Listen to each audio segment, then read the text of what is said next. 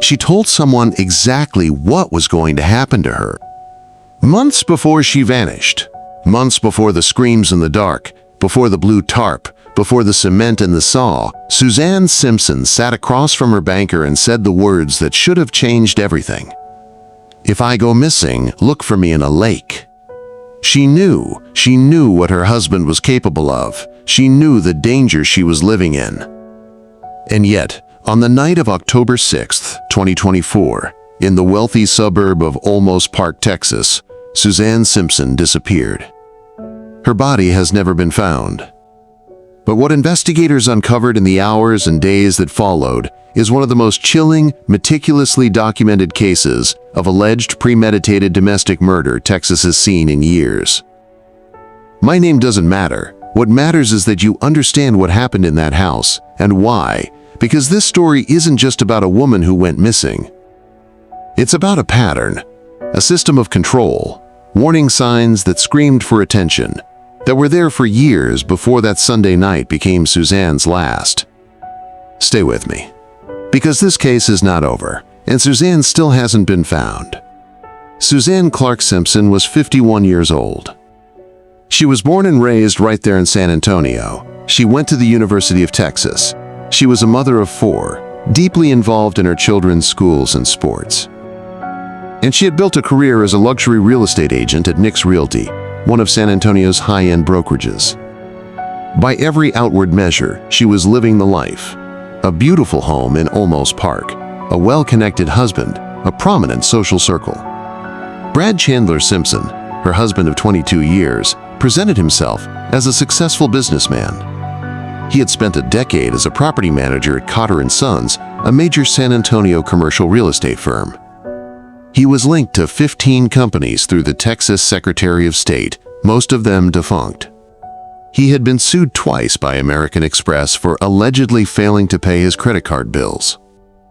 Beneath the surface, Brad Simpson had financial turbulence and a temper he apparently struggled to keep hidden. But here is the first thing I need you to understand as a detective looking at this case. The danger to Suzanne did not begin on October 6, 2024. It had been building for years, and the people closest to her knew it. This is where every domestic homicide investigation has to start, not at the crime scene, but at the pattern of behavior that led there. And in the Simpson case, the pattern is disturbing and clear. Suzanne's personal banker, a Frost Bank employee named Gabriela Spezia, sat down with Texas Rangers on October 23rd, just days after Suzanne vanished. What she told them was devastating. Suzanne had confided in her in August of 2024, just 2 months before her death, that Brad was physically abusing her, that he regularly took her phone away, that when he did, he would tell their children she had simply lost it. Brad himself put that behavior in writing. In a text to a friend, he wrote, "I still feel bad about tonight. I should never have grabbed her phone and driven off, but she was so protective of it." A man admitting in a text message that he used phone confiscation as a tool of control over his wife. Friends told investigators that Suzanne knew Brad tracked her cell phone. They described him as extremely jealous. He controlled her access to communication. He monitored her movements. These are the documented hallmarks of coercive control, the kind of domestic abuse that operates in the shadows of an affluent neighborhood, behind closed doors and expensive curtains, where neighbors don't ask questions and women are expected to keep quiet. And then there was the most haunting detail of all. Suzanne told her banker that if she ever went missing, to look for her in a lake. She wasn't speaking metaphorically. She was naming her fate. She had thought about it. She had envisioned the specific way her husband might dispose of her. That is the level of fear she was living with in her own home, in her own marriage, in August 2024. And still, she stayed. As so many victims of domestic abuse stay. Because leaving is statistically the most dangerous time. Because leaving requires resources, planning, safety nets. Because the world told her to keep quiet. Now let's get into the night itself, because this is where the case against Brad Simpson was built, minute by minute, camera by camera. Sunday, October 6th, 2024, Brad and Suzanne attended a party together at the Argyle, a private dining club in the upscale Alamo Heights neighborhood of San Antonio. Witnesses reported a verbal altercation between the couple at the event itself. The evening was already off the rails before they even got home. At approximately 8:30 p.m., Suzanne left the Argyle with her 5-year-old daughter. Surveillance cameras captured her at a nearby H-E-B grocery store, where they stayed until 8:51 p.m. At 9:15 p.m., Suzanne called a family friend, saying she was on her way over. In that same window, she called her mother. In that call, she told her mother that Brad had assaulted her, that she was in pain, her arm, her back, her neck. The call lasted 8 minutes. At 9:16 p.m., 1 minute after that call, Suzanne's cell phone service was suspended at the request of the subscriber. And investigators found that Brad Simpson accessed the AT&T account app at that exact same moment. He was shutting her phone off, cutting off her communication, while she was calling her own mother to say she was hurt. At 9:25 p.m., Suzanne arrived at her friend's home in Alamo Heights, her last known moments of safety. Somewhere between then and 10 p.m., she returned home. We don't have footage of that transition.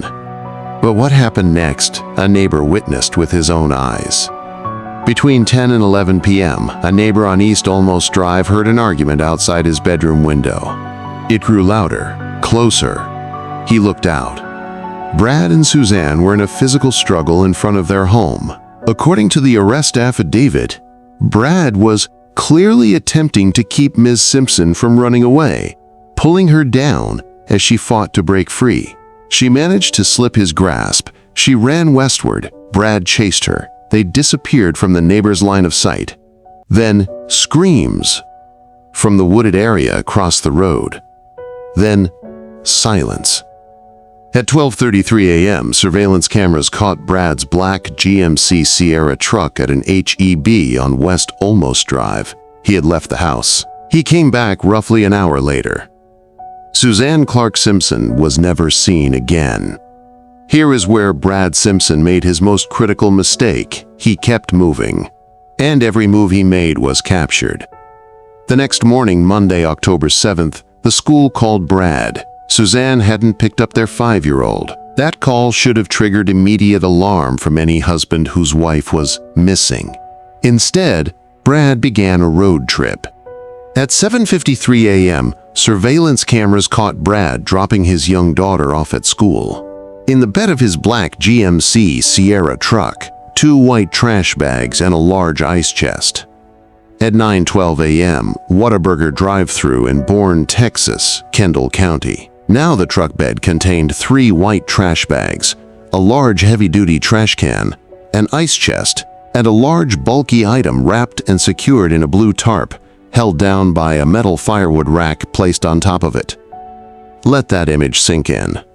At 9:53 a.m., Home Depot in Bourne paid in cash.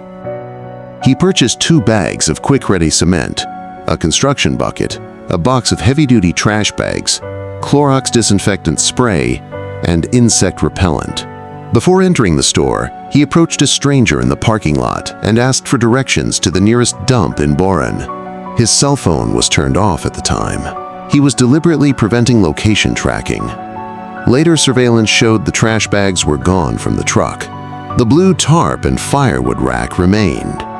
He also stopped at a car wash, and footage showed him washing specific sides of his truck, not all of it. The sides, investigators believe, that may have had evidence on them.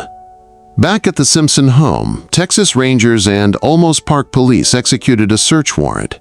Inside, a bag of cement, a box of heavy-duty trash bags, with 28 of 32 bags gone, matching the white bags seen in his truck, a heavy-duty trash can, a metal firewood rack, an indentation in the wall at the bottom of the staircase that had not been there before.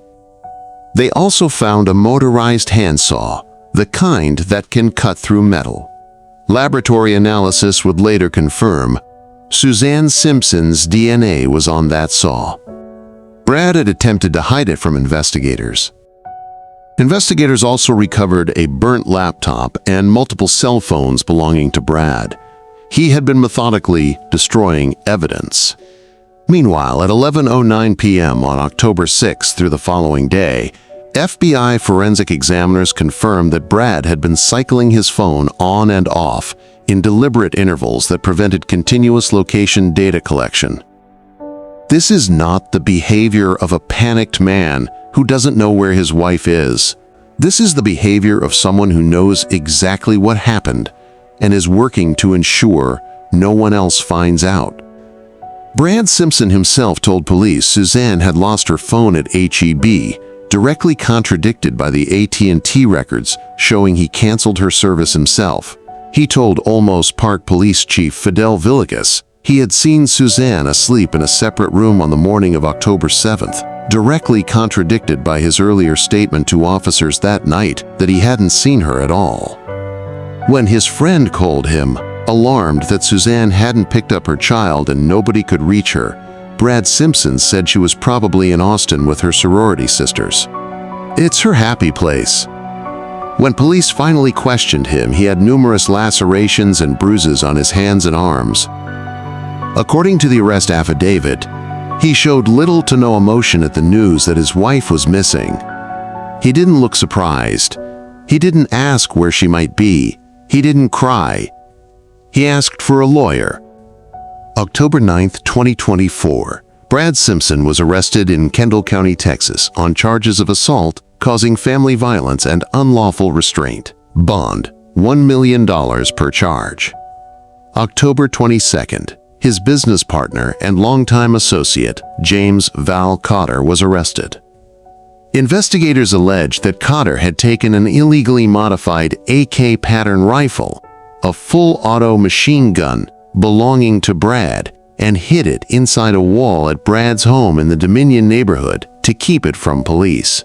Cotter was charged with evidence tampering and possession of prohibited weapons. October 23rd, Texas Rangers interview Suzanne's personal banker. She reveals the August conversation. She reveals the phone confiscation. She shares Suzanne's chilling prediction, "Look for me in a lake." Searches began at a southeast Bexar County landfill along Interstate 10 near Bourne and at a family property in Bandera County, where sources say Brad fled the night Suzanne disappeared and where investigators believe her remains may be. November 7, 2024, Brad Simpson was formally charged with murder. December 2024, a Bexar County grand jury indicted him on 4 counts: murder, tampering with a corpse, tampering with physical evidence, and possession of a prohibited weapon. He pleaded not guilty. He currently sits in Bexar County Jail on bonds totaling $3 million, with an additional federal detainer for illegal possession of a short-barreled rifle. He faces 2 to 99 years, or life in prison, if convicted of murder. His own brother, Barton Simpson, went public with an emotional plea. "We urge Brad to do the right thing by fully cooperating with the authorities. For the sake of his children and the family who loves him, we ask him to accept responsibility." Brad has remained silent. His own daughter posted on Instagram, "He took my mother's life in a state of rage and control." Now, the hardest question: why? We do not have a confession. The trial has not yet concluded, but the evidence, the history, and the behavioral pattern paint a picture that investigators and prosecutors believe is unmistakable. Brad Simpson was a controlling man, financially unstable beneath a veneer of success, deeply jealous. He monitored his wife's phone, he physically abused her, he isolated her from communication.